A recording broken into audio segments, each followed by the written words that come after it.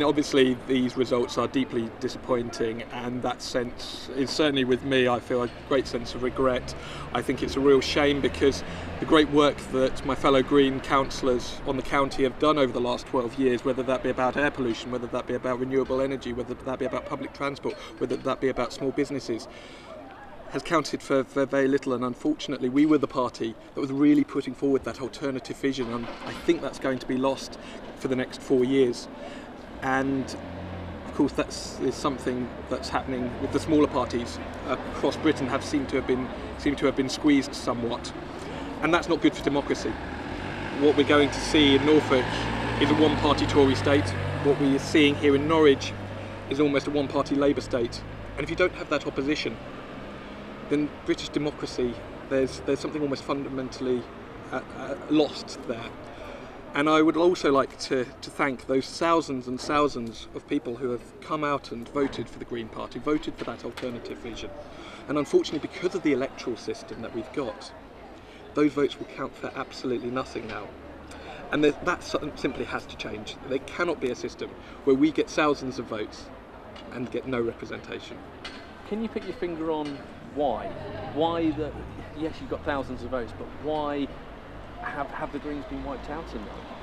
I mean, I think that the fact that a general election has been called in the midst of very important local elections meant that issues like Brexit, meant that issues like strong and stable leadership, to quote certain sources, the national picture started to play in people's minds. And I can understand that, of course, but these elections were about the local people who represented them. And Green Party activists, they get into politics not because of some sort of desire for financial gain or personal aggrandisement. They want to see the best for their communities, and they will still be campaigning out there to ensure that their communities get what they deserve. Unfortunately, they won't be able to have the prefix of councillor before their name. But what kind of difference do you think it's going to make in that county council chamber? Because we're used to having that Green voice, whether it's fighting the NDR, whether it's opposing other say schemes like that opposition voice. What impact do you think that's going to have in the county? Well, I think it's going to be to the detriment of politics here in Norwich, but also across Norfolk. What we've got in the Green Party has been that radical alternative voice that's standing up to the mainstream, saying actually, let's try something a bit new.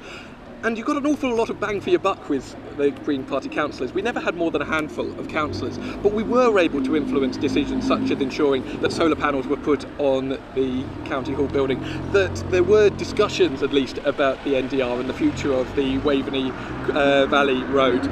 These debates and these questions and this opposition is unfortunately going to be devoid now in that council chamber, and that's not good for democracy. It's not good for Norfolk, and it's certainly not good for the people that live in this county. But is that it for the Greens? Have we seen the peak of the Greens in Norfolk? No, I don't think so. I think with politics it's always sort of tides that come in and go out, and we've got the important local elections coming up in 2018. We still have 10 very committed Green councillors on Norwich City Council. Unfortunately, we don't have the representation on Norfolk County Council.